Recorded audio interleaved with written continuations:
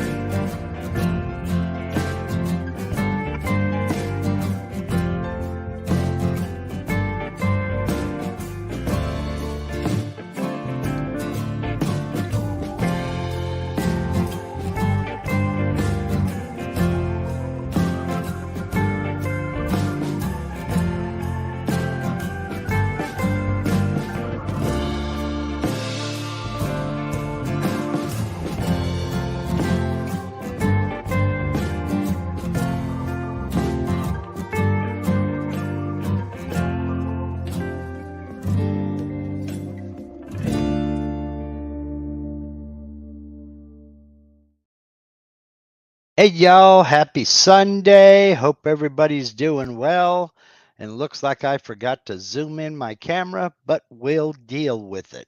So, before we get going on your questions and hopefully my answers. And if you have any questions, please put them in the chat and we'll get to them in due course. I got a little bit of inside baseball and a little bit of housekeeping to do here. Um, Number one, there is a pesky fly in this son of a gun. And so if you see me waving around like an idiot, that's what it is. So, number two, I don't know if you folks are subscribed to Michael Mazalik or not. He's here in the chat with us, and he joins every weekend. Um, if you're not subscribed to his channel, number one, shame on you. Number two, get over there and do so. There's a link to his channel, a permanent link to his channel down in the description of all of these live screens. And the reason I'm so hot on him right now, well, number one, he's just a good guy. Number two, he's very good at what he does. He is my 3D guru. Number three, the man is an absolute artist. As proof of that, he recently posted two videos. It's the first two episodes of a multi-episode project that he's doing. It's a series. He is doing a pair of humongous, ginormous stained glass windows with a kite in the middle up at the top. And these things are going to be absolutely glorious. So it doesn't really have anything to do with CNC work, but it has everything to do with creativity and artistry and a master at his craft. So get over there and check out his channel. Steve is right on it. Get over there and subscribe to his channel and follow along. What I like is a glimpse inside of not only the processes, but a glimpse inside of the mind that finds number one, that designs the project, but solves the issues along the way. That will help you a lot in more aspects in life than you can probably quantify. So I would encourage everybody to get over there and subscribe to his channel and look at the last two videos. The slightly older one first. It's a little studio tour and an introduction to the project.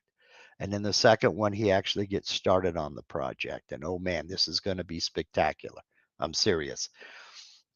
So do that, please. Um, no, Michael, I speak nothing but the truth, my friend. Nothing but the truth. I can't wait for the next episode. This is going to be wow. Um, Second is my friend Steve Nealon. You've already seen him in here. He's my moderator. He helps ride shotgun on this trip. And he is also basically the face and the hands behind Harneal Media, the sponsor of my website, marklindsaycnc.com. If you are thinking about developing your web presence or increasing your web presence, you owe it to yourself to talk to Steve at Harneal Media. The man is phenomenal. A few of you have already checked him out. You you have sent me emails saying wow, and every wow is well deserved. He's very competitively priced. He's very good at what he does. And when you're dealing with Harneal Media, you are dealing with Steve, not some nameless, faceless person in a call center somewhere. So uh, I'm a firm believer in credit where credit is due, and I just can't. I can't praise him enough. I'm proud to call him a friend, and I'm very happy that he is sponsoring my website. So get in and check him out. Harneal Media, there's a link to Harneal Media down in every video on my channel, and check him out. I mean, I just can't say enough. Okay, so that is the behind the scenes stuff, except for one last thing, and that is on Wednesday. I did a one-time live stream talking about YouTube and talking about how to get started in YouTube and how I do YouTube videos. And it was meant to be a one-time thing, but I want your input. I want to know, do you want more things like that? I was hesitant to put it on this channel because I'm known primarily for CNC work. And it's one of those cases of people tune into you expecting to see one thing. And if they don't see that thing, they go away. I don't want to bore you with a bunch of stuff you don't want to see. So you can leave it in the chat if you'd like, or you can leave a comment down below if you're watching this on replay. Is that the kind of thing you would like to see? And if so, maybe I'll do a monthly something like that and just see how it goes. So we've got 3 yeses over in the comments. Thank you very much, folks. I'm not promising anything. I just want to know, is that the kind of thing you want to see? Okay, so that's it with the housekeeping now, and I promise that's it with the housekeeping. We've got a couple questions, and I have them marked to go into them. And I wanted to talk a little bit about the recent upgrade to version 11.55. Let me go ahead and bring that in now. For those of you who are using version 11.5 already, this was comparatively speaking, a relatively minor update to version 11.5. And I wanted to give you a little tip here. There are a couple of things we can look at.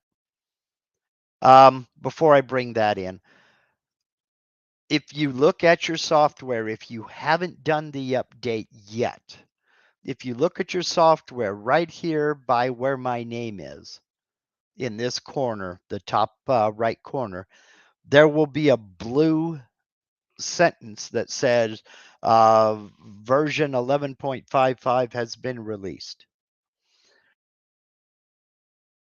If you click on that link, it'll open up a web browser page and take you to your portal, which looks like this. You'll log in and everything is ready to go. If you download the patch using this link, there is something missing. And that is, oops, that's the wrong one. Well, that is the template files. Vectric has included a bunch of template files for your version of the software, be it Aspire, VCarve, Desktop, VCarve Pro, Cut 2D, Cut 2D Pro, whichever. They have included a bunch of template files for standard sheets of material. And those can be found, let's see, I have it up here. Those can be found here. It's in, you'll go to this PC, local disk C, users, public, public documents, then Vectric files, then templates, and then the version of the software you're using. These are all of those template files, and you can see they have template files for a 2-foot by 4-foot by 1-inch thick sheet, 4-foot by 8-foot by 3/4-inch sheet, etc. And then down here in metric. 610 by 1219 by 3 millimeter thick sheet, things of that nature. And they go all the way up to the larger sheets, 2438 by 1219 by 6, etc., etc. These template files, if you go through this link up here and download and install the patch that upgrades from 11.5 to 11.55, those templates will not be downloaded. So instead of clicking this link up here, go ahead and log into your portal, but then come down here to download your software. Now, this will show your license code and you can download your software here, and it'll take you to this page, which I have scrolled down because y'all ain't getting my license code. And you'll come down here to this installer. Download this installer, then run it. What it will do is it will look at your current installation of the software, and it will overwrite some files, it will add some new files, and it will add all of those templates that I just showed you. So if you update through the patch, for some reason, these templates were not included in that patch. I don't know if they're working on it or not, but if you download through your customer portal here by using this software installer, you'll get all of those template files. Okay. Some of you may not think that's important, in which if it's not important to you and you don't care if you get those template files, then, by all means, don't worry about it. Go ahead and upgrade through that patch. Now, what's the advantage of having those template files? Well, let's open up a file from a template and navigate to that folder. And here's a 2-foot by 2-foot sheet of 3/4 inch material. I can just open that template. It's going to put me into job setup immediately. Then I'll decide if it's single-sided, double-sided, or rotary. There are my dimensions. I'll set material surface or machine bed. I can change my XY datum position if I want. I can change my modeling resolution if I want, and then click OK. The reason it puts me straight into job setup is because it will not work with or overwrite that template. You'll notice up here it says new. I've created a new file, but anything I change in here will not change that template.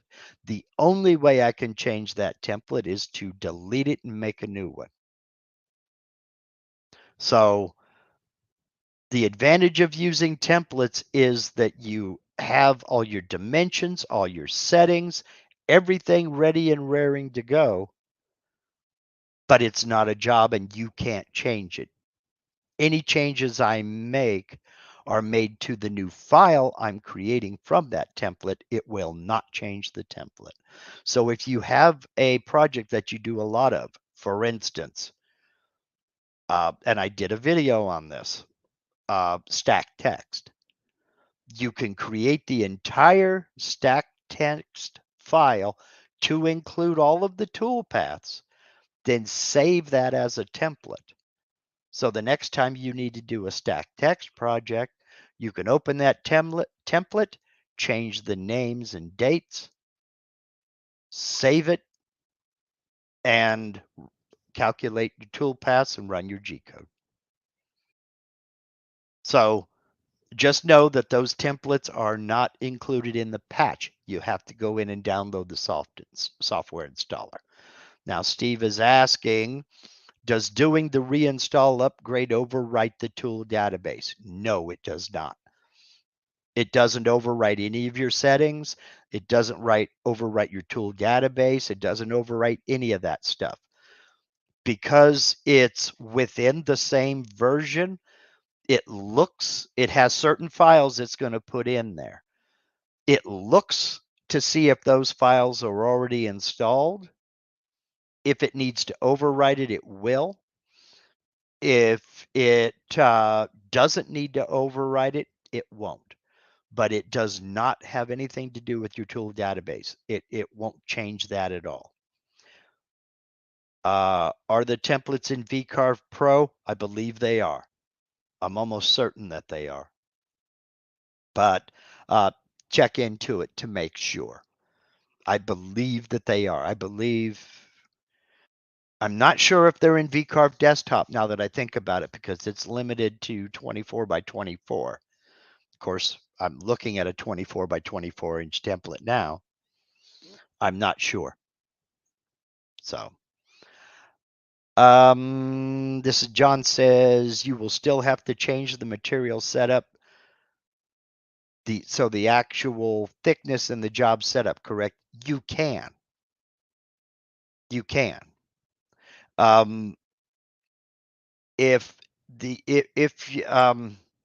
for instance, if we look at these templates, John, I have 2 foot by 2 foot by ½ inch by ½ inch by ¾ inch by 1/8 inch by 3/8 of an inch and by 1 inch. So if I need something other than that, when I'm in job setup, I'll change my material thickness. Or I can just go with the 3/4 inch and, as you say, get back into job setup and change my material thickness there. So, okay, Dwayne.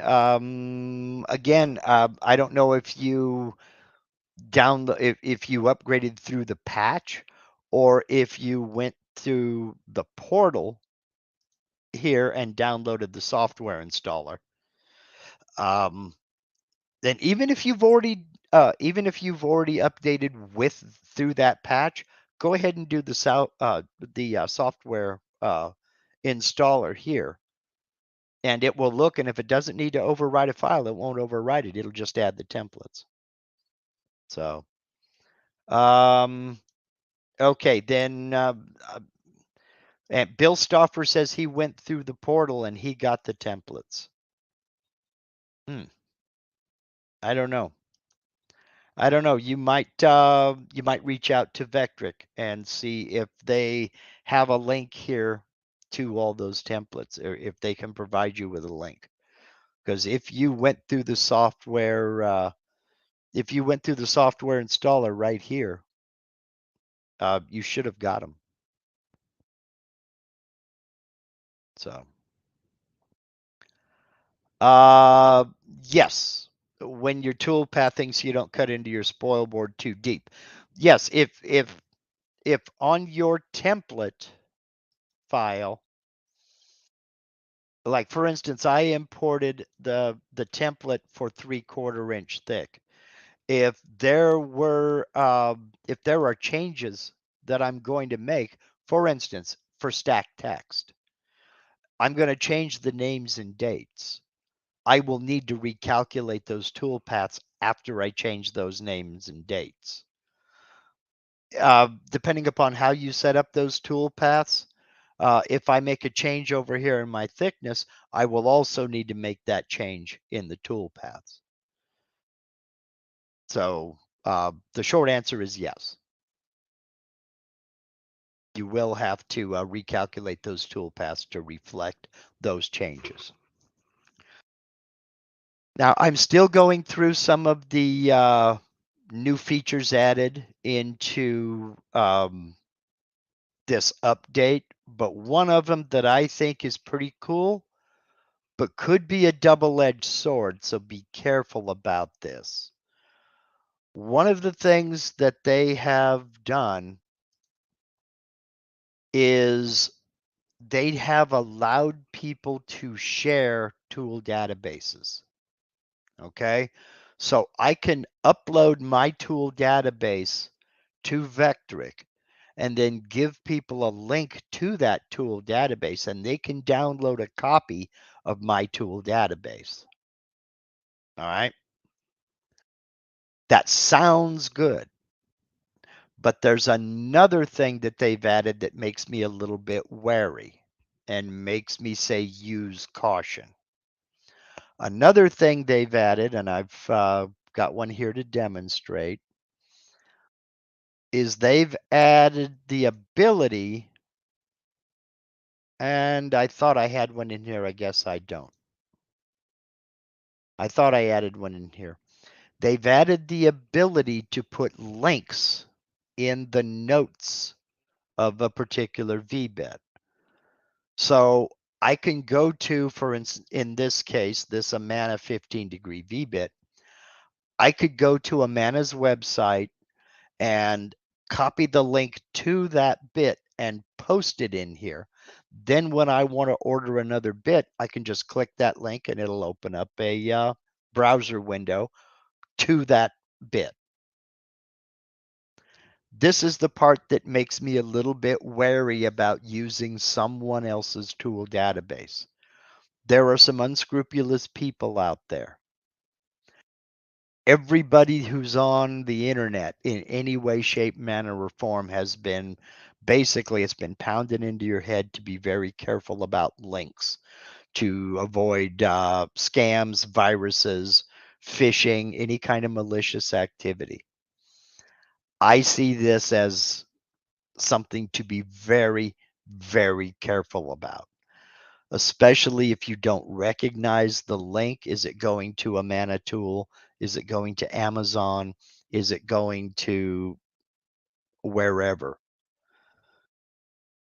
I'm a little nervous about this. Maybe I'm just paranoid, but I've been on the internet since 1998 and I've not gotten a virus yet. I don't want to slap fate in the face. Before anybody asks, no, I will not be sharing my tool database. Even though it is a possible revenue stream, because think about it, somebody who puts themselves out on YouTube and works with this software on a daily basis and puts out videos, it's a perfect time to put a bunch of affiliate links in your tool database. So anytime anybody, clicks on a link and goes through one of your affiliate links, there's a revenue stream. I also see the potential for abuse and the potential for malicious activity. So just be careful. Be very careful. If you went in and you put those links in there, I can see it's really, really going to be a benefit, because now I can just go to one link and go order some more and be done with it. So that's my sermon for the for this Sunday. And let's get into some of your questions. And by all means, if you have any questions, please do put them over here in the chat. Let's see. Let's get up here and let's see. Stephen Main wants to know, does anyone have any suggestions on feeds, speeds, bit type when engraving Trafolite? Okay, I don't even know what that is, if it's a brand name or a material. With small lettering, I end up melting the material. I've tried deliberately snapping off the point of a 10-degree V-bit. Or a 10-degree bit. I don't even know what Trafolite is. So I don't. Is it like a high density foam? Is that a brand name? Because I know I'm not. I think Stephen is down in Australia. I may be wrong on that. But there are some brand names down there and over in the UK or on continental Europe that we don't get over here in the States. I personally have not used it. But if anybody has any tips or pointers on engraving composite type materials like that, be they high density foams or something of that nature, by all means, put them in the chat. I have not used it, so I don't even know what it is. While we're waiting on that, we can go over here to Scott Valley's question. Is there a way to recalculate all vectors at one time? As an example, making a change on several vectors. There is a limited ability to do that.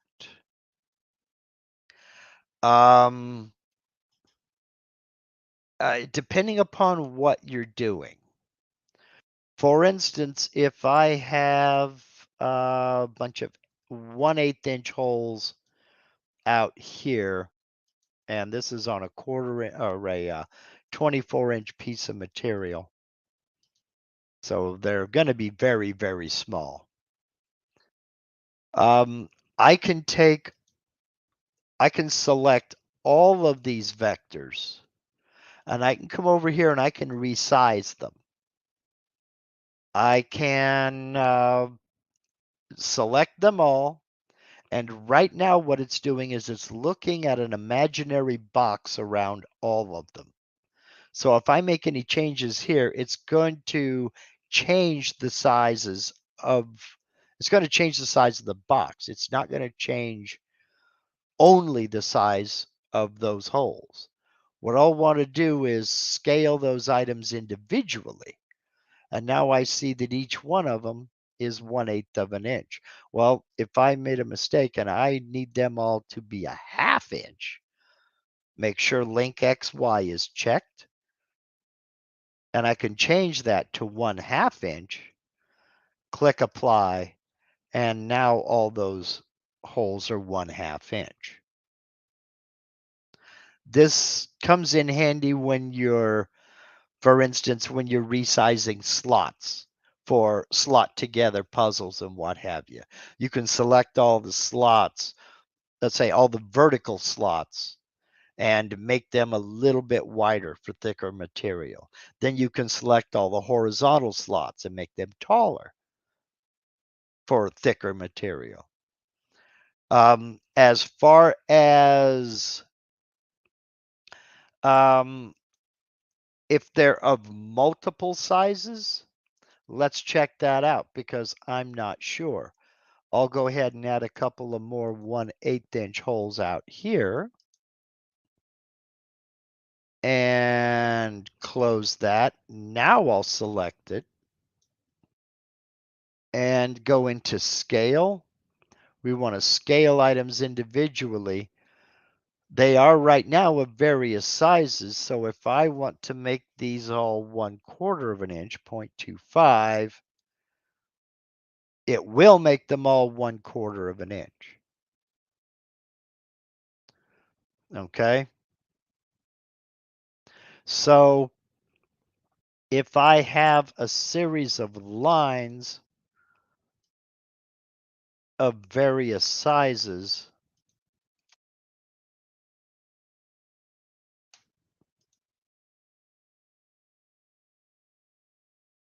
and let's see, because I don't know if this will work. Let's see. I've selected all of those lines, scale objects, scale items individually. They're of various lengths, and I want to make them all 3 inches long. I can make them all 3 inches long. Okay. So I don't know if that helps you or not, Scott. Uh, as far as scaling them all, yes, you can do several at once, but that's about it. There are some other exceptions. If you're talking about text, you can select that text, go back into the text window and adjust the size. But other than that, there's not a lot you can do.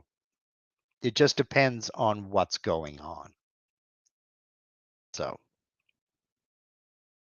okay, Stephen says it's a plastic material that is used for making labels, multicolored layers, usually engraved through the outer layer. For example, white outer, black inner. Okay, engraving comes out black lettering on white. Okay, yes, I know what you're talking about. And Sargon would be the man to talk about. Now, Sargon sent me a little bit of this. In fact, he sent me a lot of this to play around with. I just haven't had a chance to do it. So he would be the one to talk about. So Sargon, the question is, um, feed, speeds, bit type when engraving it. With small lettering, he ends up melting the material. So do you have any suggestions as far as the bits, feeds, and speeds when engraving that? I have heard from a few people that this stuff can be a little picky when it comes to using it on a CNC. Okay, and Sargon uses laser, not rotary. Okay, I've heard that quite a bit also. Um, but I've heard that material tends to be a little bit picky on a CNC machine. And um, I have another friend, Javier Unzueta in Miami. He uses a dedicated rotary engraving machine for these. He doesn't use a CNC router. And I know they use different types of rotary engraving tools. I don't know if he uses like upcut. I don't even know if upcut versus downcut versus straight is a thing when it comes to rotary engraving tools. Um, I don't know of anybody who makes an upcut V-bit. That doesn't mean they're not out there, just means I don't know of them. Usually, if you're melting plastic, it means either um, your RPMs are too high or your feed rate is too slow or a combination of the two. If you can, yes, as Powell Patterson says, if you can reduce your RPM to decrease the amount of heat, that will help a lot, or increase your feed rate if you can't lower your RPMs any further. Um, Something to watch out for, though, if you do increase your feed rate, is watch out when it comes to your acceleration. Because if your acceleration on your machine is too fast, it'll try to speed up to that feed rate real quick and then slam on the brakes, and that can cause jarring and jerking. I ran into that while experimenting with a diamond drag bit on acrylic. My acceleration was just too fast to do it, and I scrapped that project. And I'm going to be starting again to try that over with a little bit less acceleration. And this is especially true when the movements are very small. When you're working with very, very small letters, you don't want fast acceleration. But I would try reducing the RPMs and maybe increasing the feed rate a little bit. So, as I said, Sargon sent me some of that material. I need to get on it and experiment with it and see what kind of results I can come up with. Um, so Okay, those are the questions that we had. Does anybody have any other questions about any of this stuff or any other questions in general? Let me get over here and see what we can do on this. Another thing they added over here to these versions has to do with nesting, and nesting is not anything I have ever used. I don't do production, so I don't really use nesting at all. In fact, I've never even clicked on that icon. But what they have added is a way for you to use fillers if you're doing a lot of parts, for example, and you're going to have leftover material out here. You could import the vectors to make hold down clamps. And then when you nest, you can add the those hold down clamp vectors into the leftover material, so that while you're cutting out your nested parts, you're also cutting out these little filler pieces. Rather than wasting a bunch of material, you can get some use out of them.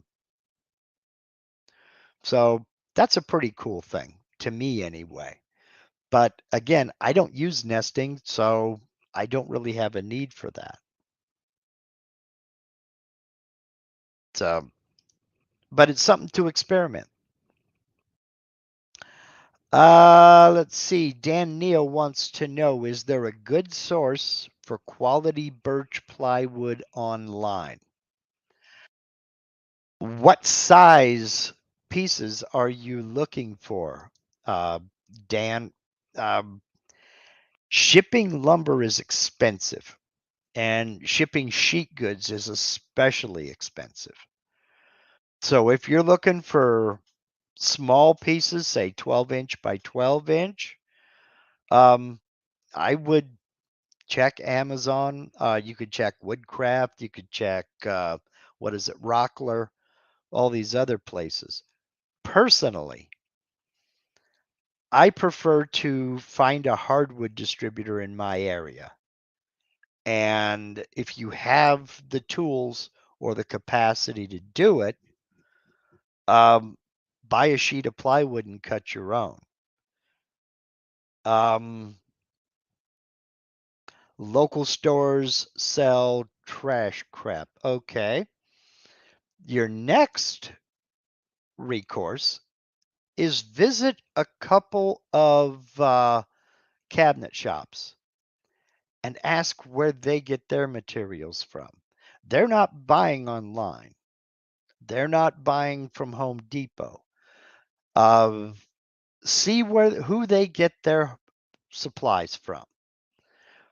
Cabinet shops will, for the most part, use um,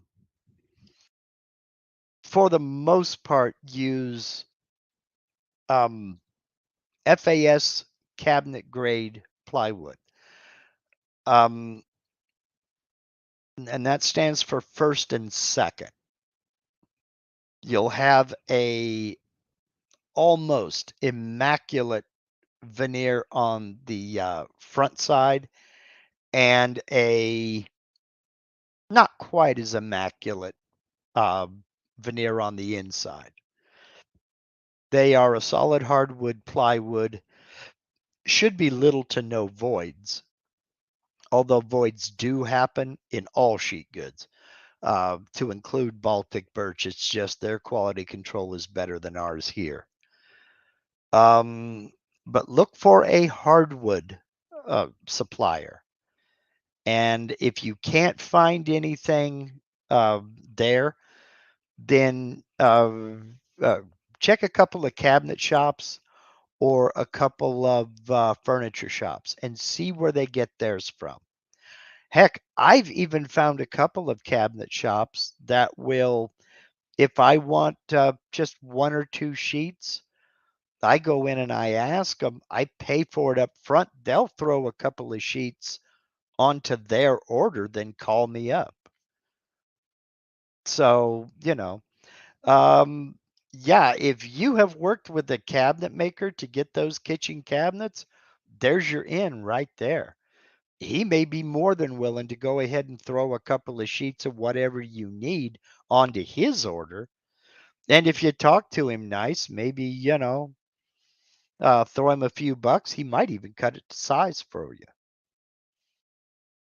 You know, make friends with the woodworkers in your area. They are not your competition 100% of the time.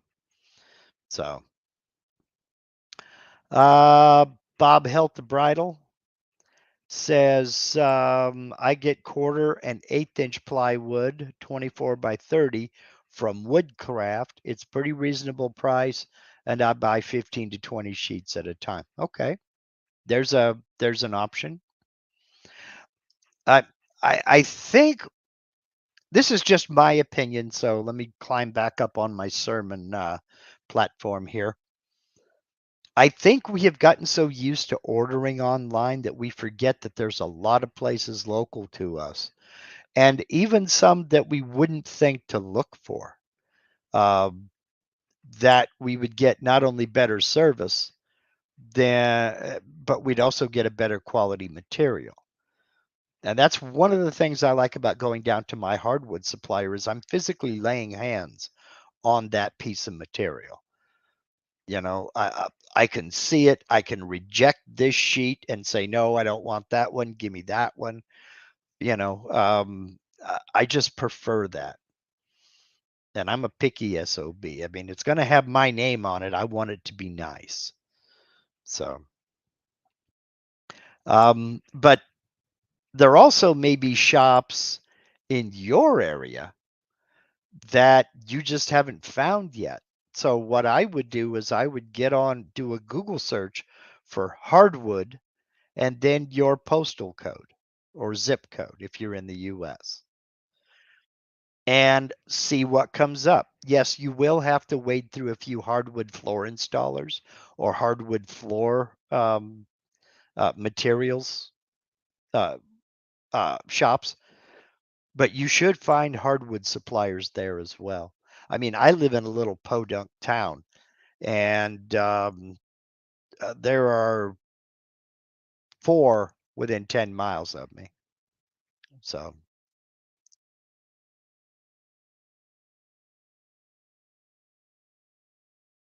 Powell Patterson said, my shop generates drop-offs of 3/8 or 9mm veneer core, one side UV coated, the other side unfinished. Wish I could figure out a cool project to utilize them. Hey, I'm sure. I mean, I don't know how big, but I mean, if nothing else, there is scrap right there to practice new techniques on, especially if it's getting thrown away. So, yeah, I mean, I don't know about UV coating. I've never dealt with any of it. Um, I heck, if nothing else, there's material to practice on. Okay, let's see here. John Kroger says, Mark, I noticed that Rob and Shane do not use CA glue and tape or any down clamping on their projects. They only clamp the sides. Is holding down unnecessary? No, it's very necessary. The thing is, the clamping systems that they both use, it's it's crucial that that piece of material get pushed down firmly against the table, and then you can clamp it from the sides. That's perfectly legit, but it's crucial that that be pushed down flat on the table for it the entire piece and nothing sticking up. Because when you go to make that carve, anything that's not sitting flat on that table that bit's going to carve a lot deeper, or it's going to throw your Z off somehow. Um, they have both said something to me about you go through a lot of tape, don't you? Um, yeah, I go through a lot of tape. That's the nature of the beast, you know. A vacuum table, I'd like some vacuum pods. Maybe one of these days I'll get set up for that, but it's not a priority right now. And I'm a home hobbyist. I'm not in production like they are. So the tape and CA glue for them would probably be a bit too much. Their clamping solutions are work fine for them.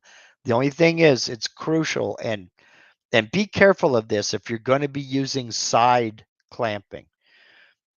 If you watch really carefully when you go to use those side clamps, make sure it's not lifting that edge. Make sure you have that tension adjusted to where it holds it in place, but doesn't try to force it further. Because if it does, it's probably going to buckle just a little bit. I've seen that in a couple of videos of other people, not Robert Shane, but other people using that sideways clamping technique. If you watch very carefully, and it's not all of them, just a few, if you watch very carefully, that edge will lift up just slightly when they flip that clamp down or tighten it up with the knob. So be very careful there. Yeah, Powell Patterson says 8 foot long, 7 inches wide. Michael Mazalik immediately. Halloween lanterns. I cannot believe how those have taken off. I really can't believe how those have taken off. And 7 inch wide material. I wish I lived close by because I'll take that all day long. Of course, I could flip it around to where you can see it. That's just under 18 centimeters. I would take that all day long. I'd come get it. I wouldn't even ask you to load it up. I'd load it up myself. I would find something to do with that material. Yeah. If nothing else, V-carve signs. It's already finished on one side, right? Okay. Cover it with masking and like something like that. Yeah, Bob, you like that? You like that tape measure? There's a fella in Virginia sent that to me. Um, that's almost perfect for address signs. Put some masking on it. Do your V carving. Spray a little bit of clear shellac or something like that in there to seal that wood inside or that structure inside. Paint it. Tip before you peel off the masking. Just take some 220 and kind of rub it over the top to break the edge where the paint is flown onto the float over onto the masking. Just kind of break that, cut that edge, then peel off your masking and go. Yeah, it'd make good sign material. Give it a shot. Bring one or two home, cut them into, nice pieces. Yeah. Okay, let's see here. I'll definitely try the hardwood distribution idea locally. Nothing to lose there. No, the only thing you have to lose is the amount of time it takes to do it. You know. So yeah, I have been trying to get my hardwood supplier to let me bring cameras in and just show. You know, we have gotten so used to trying to order stuff online that you're really missing out. They're hesitant to let me go in with cameras. I don't know what they think I'm going to show, but it's basically all I want to do is show just walking through the front door, walking out onto the warehouse floor, and look at all there's zebra wood, there's wenge, there's uh, Bolivian rosewood, there's all kinds of stuff in there, and by the board foot. Purple Heart, Yellow Heart, Lacewood, you name it, they got it. And if they don't have it, they'll order it for you. So at least most hardwood suppliers will. Okay, did we have any other questions at all? Anybody have any questions about the updates, the update policy? I see that let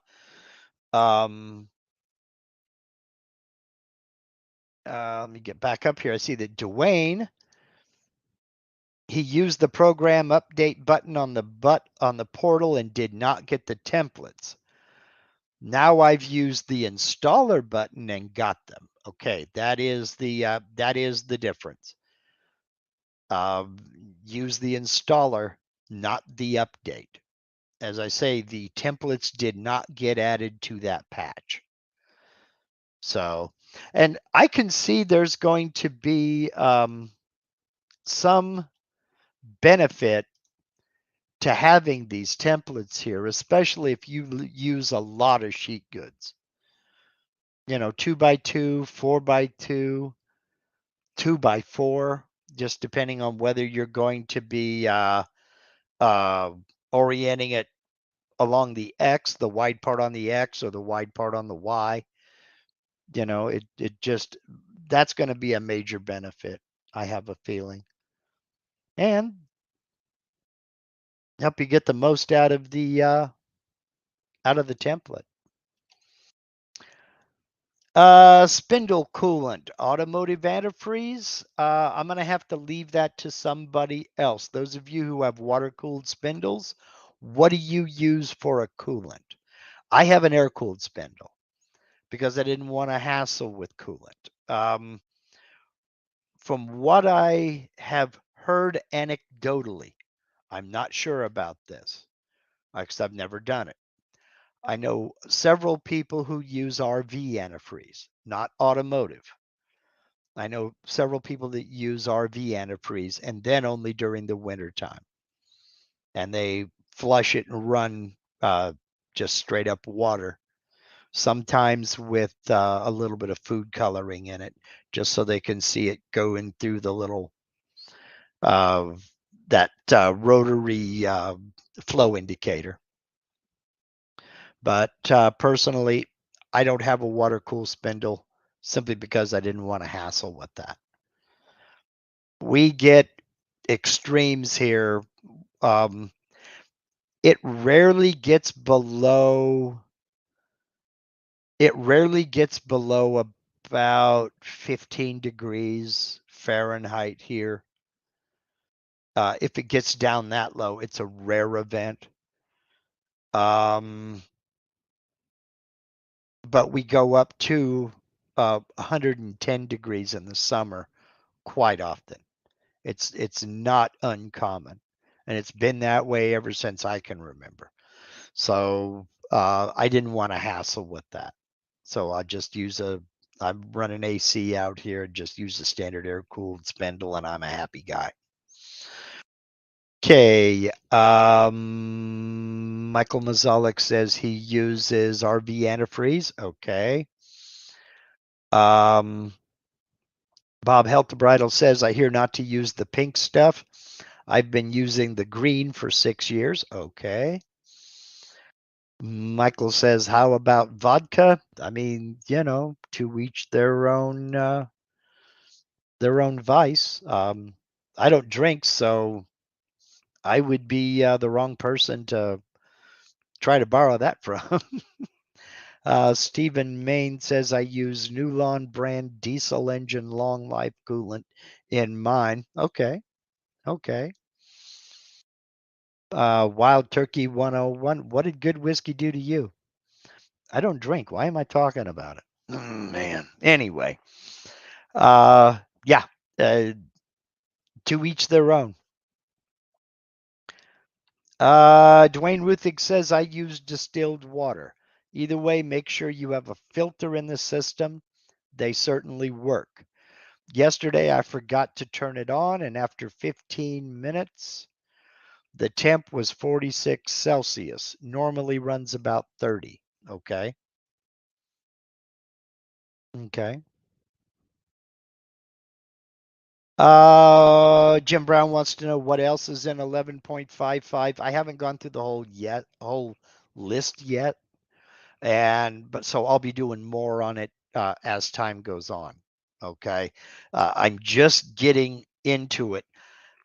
I'll be honest with you. I have spent probably the last week and a half trying to figure out this template thing. So that's where my focus has been, trying to figure out what's going on with the templates. And the answer to that is, like I showed you earlier, go there and download the software installer, not the patch, not the update, the software installer, and you'll get those templates. Now I'll get further into into the 11.55. But I will say, I will go find it and put a link to it down in the description. Vectric has a what's new. They have a what's new in version 11.55 video on their YouTube channel. And I will go get a link to it, and I'll put it down in the description of this live stream as soon as we're done here. Okay. Okay, Norm Peterson wants to know, what do you know about the Vectric online show in October? Only that it is in October. I don't think they published the schedule yet. I will not be presenting this year. Bunch of things went on. But I don't think the schedule is up yet. Let me double check that and make sure. Let me bring that back in, go back over here to, let's just go back to Vectric. No, that's not what I want to do here. Products, not the free trial support. In the lab, no. Let's just go to Vectric's homepage. So we'll get rid of portal. And Vectric 2023 user group meeting. We'll click on that link. They want us to sign up. I'm already signed up. I'm not going to enter all that stuff. But I don't know if they've got the schedule out yet.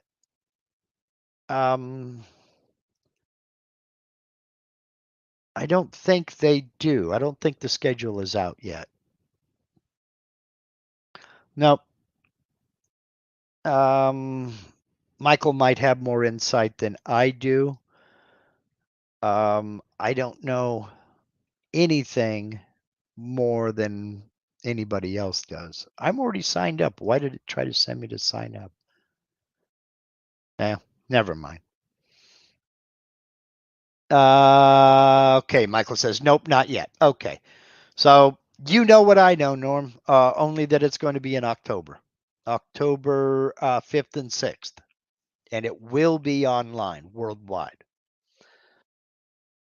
So I would watch their social media accounts, be it Instagram, Facebook, and I would watch their YouTube channel, because I'm sure there are going to be some announcement. Let's see, no, I'm not seeing anything else.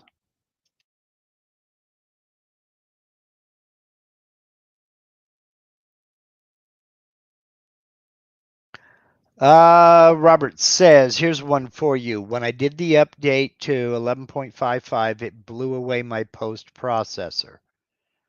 I keep a clean copy on a flash drive and replaced it, but it caused a minute or two of thinking.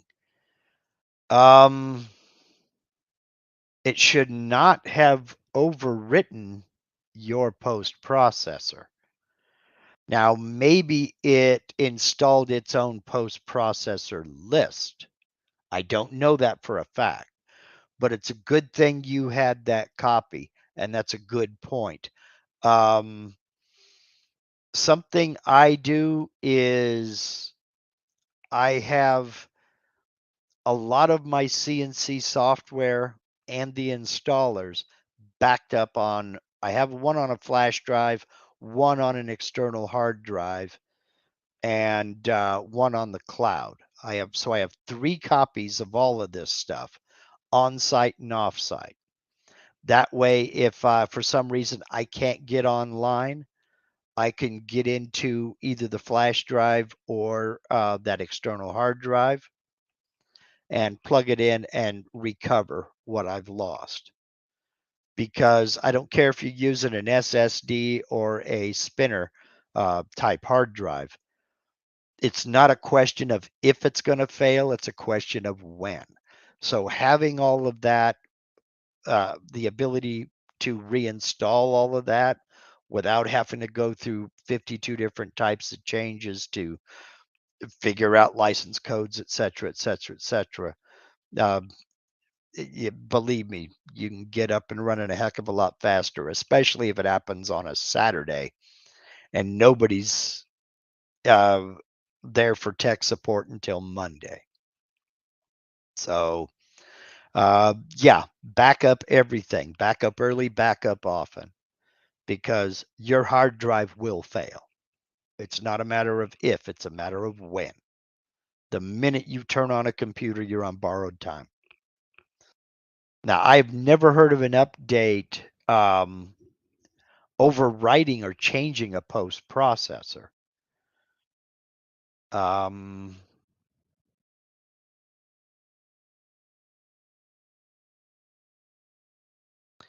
It did not add to the list. It just cleaned it out, as I only had one file in the post processor. That's odd. It may have installed a new post processor list.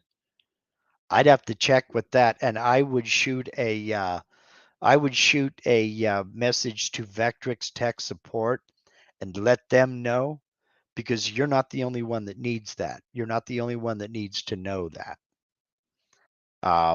That maybe they need to put in a warning saying back up your post processors before you do this upgrade. I've never heard of it doing that. Normally, it just adds a post processor if there are new ones, but it doesn't touch the one you've got. So I would shoot them an email to their tech support line. Okay, well, unlike for the last several weeks, I will not be automatically redirecting to you guys to my buddy John Cousins' live stream for his scroll saw art, because he had the dreaded blue screen of death, and his computer is down. So he's not running a live stream today. So what I'm going to say right now, next week, I'm not going to have a video next week. I've got to get a few other things done. I'm waiting on packages to be delivered for parts. I'm working on a spinning wheel for my wife, and that's not a CNC project. That's just refinishing. Next project, I don't know. So it'll probably be another live Q&A. I may do a software video. I'm not sure yet. But so that's the name of that tune. Next week will probably be another open Q&A. Channel members, remember, check the community tab here on my YouTube channel for the link to tomorrow's live Q&A. I still haven't got an answer for you, Dwayne. I apologize. I'm waiting for someone to get back to me on that. I may have to reach out to somebody else. We're going to get into a couple of other things, however. So hope to see the channel members tomorrow at 5:30 Pacific, 8:30 Eastern. If you are not a channel member, you don't know what the heck I'm talking about, click the join button down there by the subscribe button, and a panel will pop up and a video will play to tell you all about channel membership. We do a members only live stream every Monday evening We have a lot of fun. It's a good crowd, and we'd love to have you. So, other than that, I will see everybody else next Sunday. And again, leave me a comment down below. Let me know if you want to see more things like that YouTube live stream. And if so, maybe I'll do another one a little bit down the road, and we can get a little bit more in depth into how I do stuff and why. But until then, remember, the first step in anything is just do it. Don't think it. Don't overthink it. Get started. Do it. So get out and make some chips and have a great week. See you next week, and y'all take care.